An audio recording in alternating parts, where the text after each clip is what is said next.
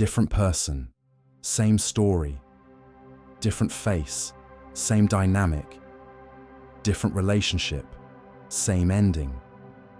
If you have ever looked back at a string of relationships and noticed a pattern, the same kind of unavailability, the same hot and cold, the same moment where you realize you're giving far more than you're receiving, and wondered, why do I keep ending up here? This video is the answer, because here's what almost nobody tells you. You are not attracting the wrong people by accident. You are attracting them by design, a design built inside you before you had any say in it.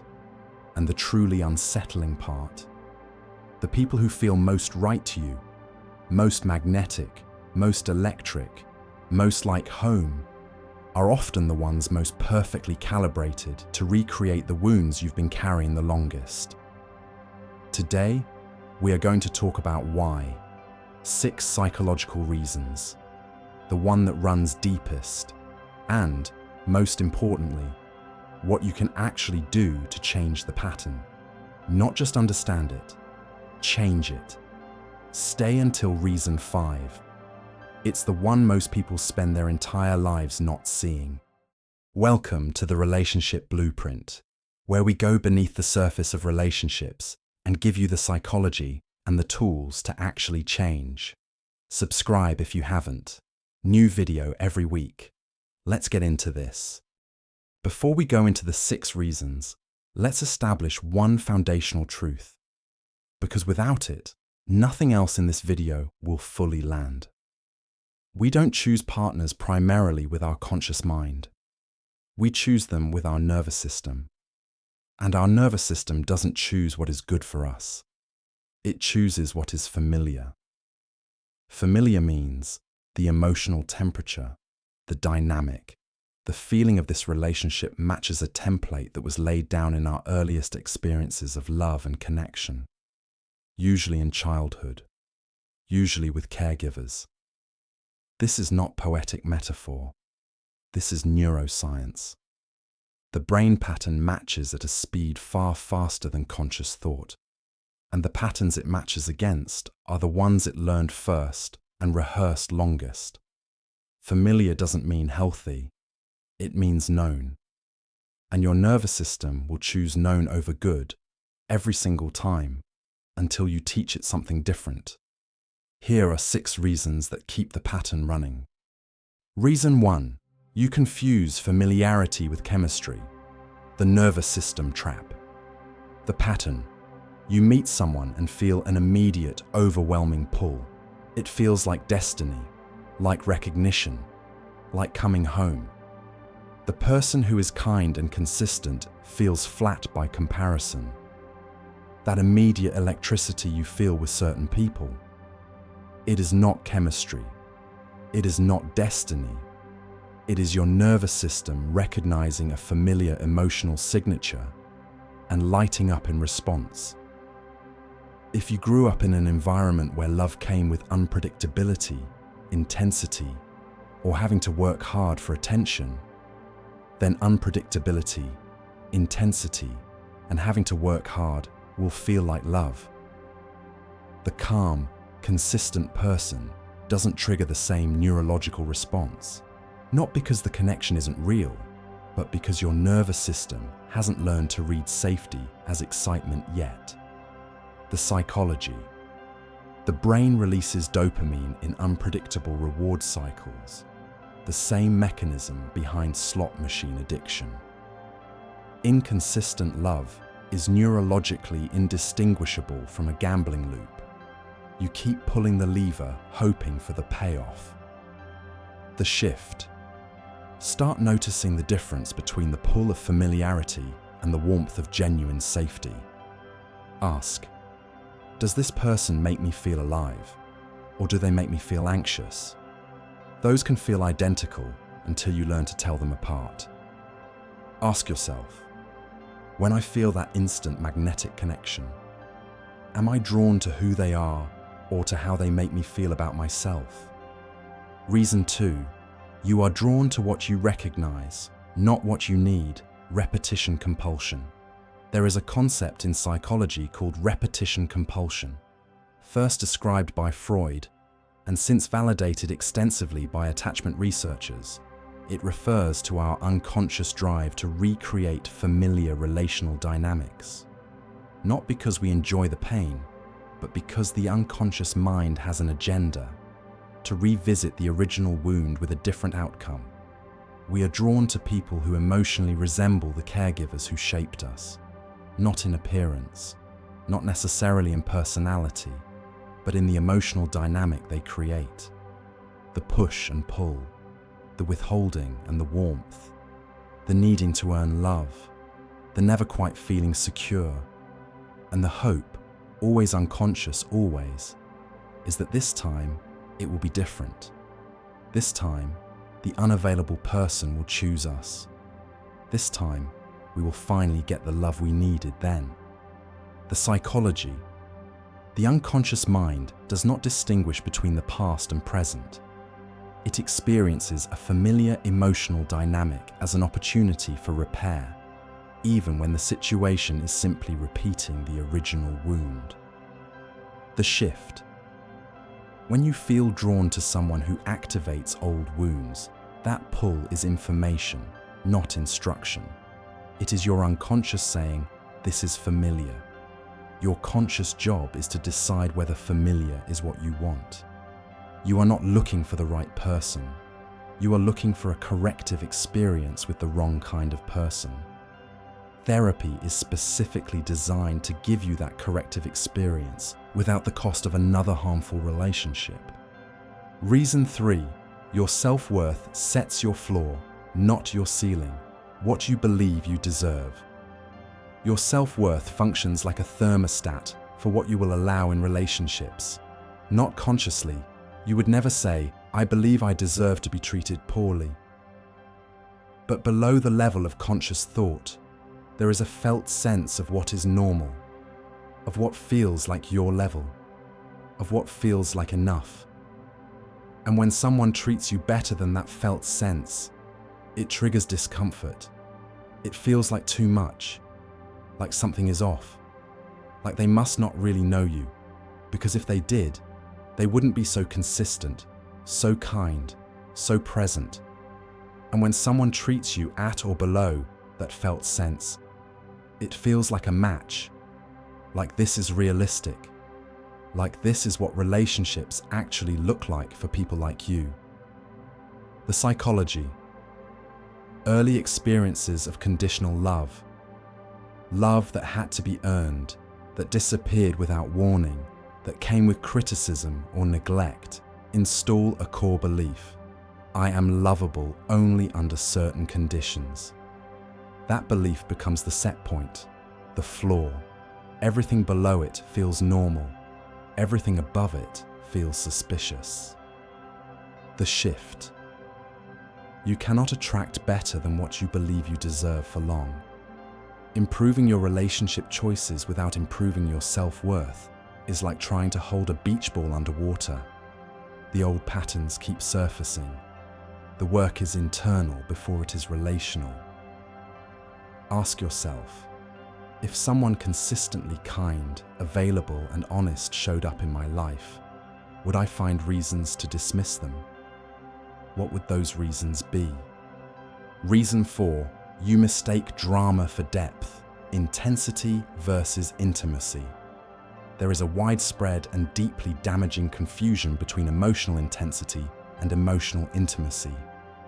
Intensity looks like highs and lows, dramatic arguments followed by passionate reconciliation, the constant uncertainty of not knowing where you stand, the relief, almost euphoric, when they come back after a period of distance, the sense that this relationship is alive, urgent, consuming. Intimacy looks like being fully known and still chosen, conflict that is uncomfortable but doesn't feel threatening, the ability to be boring together without it meaning something is wrong, safety, consistency, the low hum of being genuinely at peace with another person. If you grew up in an environment where emotional intensity was the primary expression of love, where big feelings meant deep caring, you will have learned to read intensity as love. And intimacy will feel, at first, like indifference. The psychology. The nervous system calibrates to the emotional amplitude of its early environment. A high-amplitude childhood produces a nervous system that needs high amplitude to register connection, and misreads low amplitude as disconnection, even when real intimacy is present. The shift. Ask yourself, during a calm moment in a relationship, does this feel boring, or does this feel safe? Those can feel identical if you have never lived inside safety before. Learning to sit inside calm without interpreting it as absence is one of the most important skills in breaking this pattern. Drama is not depth. Chaos is not passion. The relationship that requires you to suffer to prove it's real is not a great love story. It is a wound looking for company. Reason 5. You attract what you haven't healed, not what you want. The mirror principle. This is the one most people spend their entire lives not seeing, and it is the hardest one to hear. So I want to say it as carefully as I can. The relationships we keep entering are not random. They are, in a very real psychological sense, mirrors. They reflect back to us the parts of ourselves we haven't yet integrated, the wounds we haven't healed, the beliefs we haven't updated, the needs we haven't learned to meet for ourselves. This does not mean you caused your pain. It does not mean the people who hurt you were your fault. Abuse is never the victim's mirror. Cruelty is never deserved. What it means is this: until we do the work of understanding what drives our choices, what we are unconsciously seeking, what we are unconsciously signaling, what kinds of connections feel like home, we will keep being pulled toward the same magnetic center. The person who hasn't healed their fear of abandonment will keep attracting people who leave, not because they deserve to be left, but because their nervous system is exquisitely tuned to the frequency of emotional unavailability and keeps finding it, even in crowds of healthy people. The psychology. We broadcast our internal state in ways we are not consciously aware of. Body language, the stories we tell about ourselves, the dynamics we initiate, the red flags we explain away. All of these send signals that certain kinds of people respond to. Healing changes the signal. The shift. Ask not just, why do I keep choosing this type? But what does staying in this type of relationship allow me to avoid about myself? The answer to the second question is often where the real work begins. Ask yourself, what story about myself is this relationship confirming? And is that story actually true? Staying here for just a second. What we're talking about in this video, the unconscious patterns, the nervous system calibration, the mirror principle, this is the territory where self-help can take you so far, and professional support takes you the rest of the way. A therapist trained in attachment or parts work can help you access and shift the patterns we've been describing in a way that watching videos simply can't. BetterHelp connects you with a licensed therapist online whenever works for you. Link is in the description. It's worth it. One more reason, and then the part that actually changes things. Reason 6. You tolerate what you're familiar with and call it love, normalized pain. The final reason, and perhaps the most quietly destructive, we adapt. Human beings are extraordinary at adapting, and one of the things we adapt to over time is mistreatment.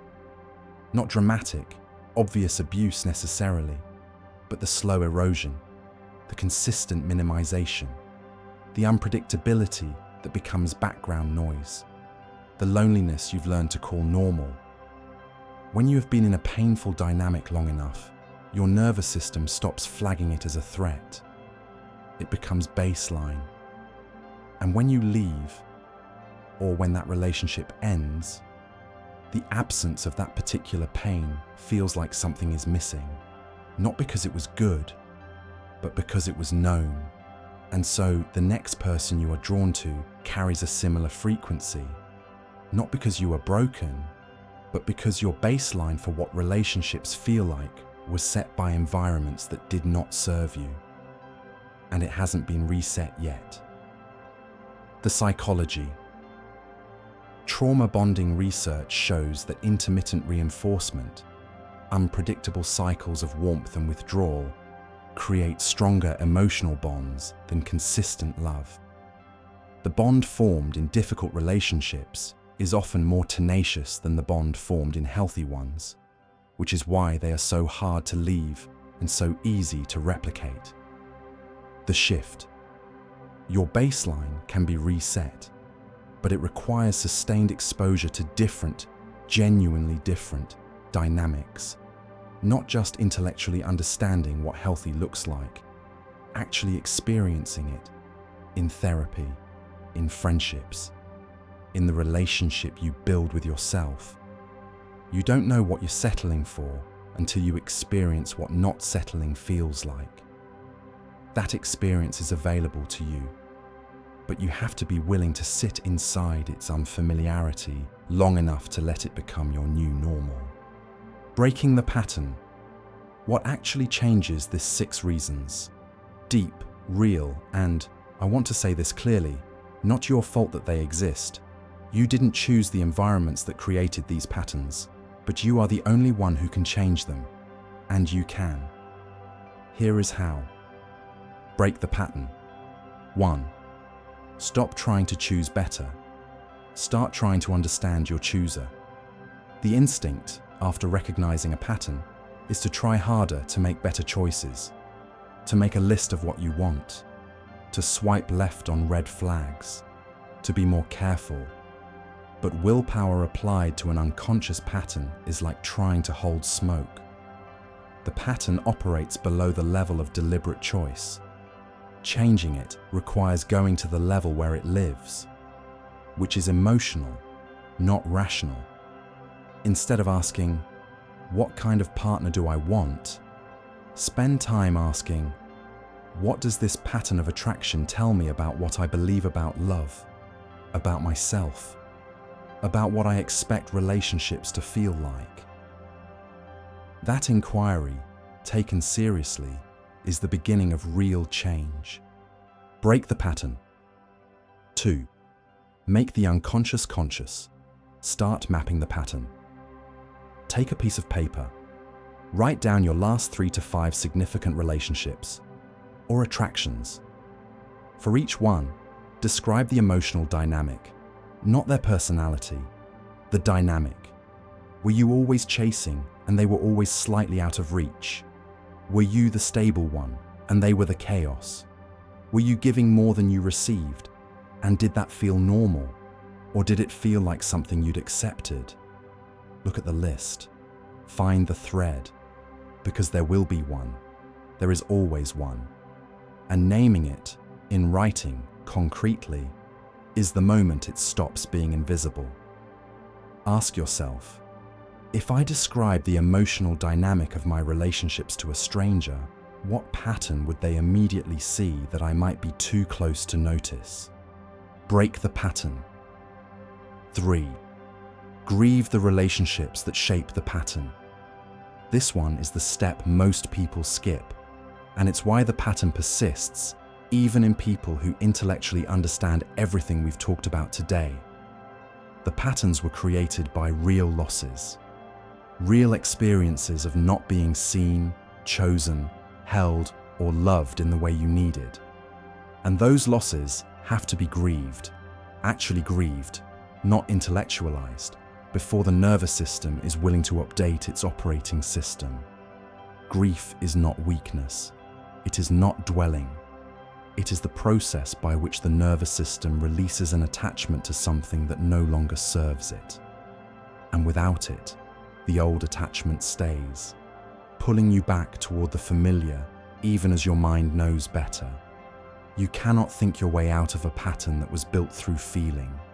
You have to feel your way out of it. Break the pattern. 4. Actively expose yourself to what healthy feels like. Healthy relationships feel uncomfortable at first when your nervous system has been calibrated to dysfunction.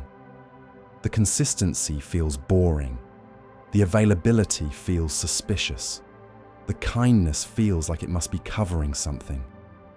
Stay anyway. Not with everyone. Use discernment.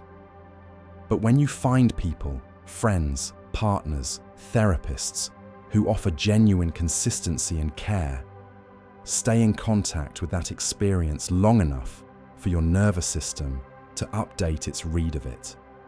Safety becomes recognizable through exposure, not through understanding. You have to feel safe repeatedly until safe starts to feel like home. You are not looking for someone to fix you. You are looking for someone to be safe with while you fix yourself. And increasingly, as you do this work, you will find that you become that person for yourself first. I want to leave you with something. The fact that you keep attracting the wrong people does not mean you are broken. It does not mean you are cursed with bad taste or bad luck or some fundamental unlovability. It means you are human. It means you are running a very old program that made complete sense in the context it was created. It means you have been trying to find love using a map that was drawn in a place that no longer exists. And maps can be redrawn. They get redrawn in therapy rooms, in honest conversations, in journals written at midnight, in friendships that show you what consistent love looks like, in the slow and sometimes terrifying practice of choosing differently even when the old pull is screaming. They get redrawn every time you notice the pattern instead of following it. Every time you ask, why does this feel familiar, before asking, why does this feel right? Every time you sit inside the discomfort of something healthy long enough to let your body learn that this is what you were looking for. The wrong people didn't find you by accident, and the right ones won't either. Both are a result of who you are becoming. Become someone different. The rest follows. Which of the 6 reasons hit closest to home? Be honest with yourself, and if you're willing, drop it in the comments. Number 1 through 6. I read every single one, and I want to know where you are in this. Share this video. There is someone you know who has been asking this exact question for years and doesn't have language for why it keeps happening. This might be that language. For everything we talked about today, the attachment patterns, the nervous system, the emotional dynamics, our videos on attachment styles and anxious attachment go even deeper. Both are linked in the cards above. Watch them back to back if you can. Subscribe to the Relationship Blueprint. New video every week. You are not stuck. You are at the beginning of understanding something that most people never see. And seeing it, truly seeing it, is where everything changes. I'll see you next week.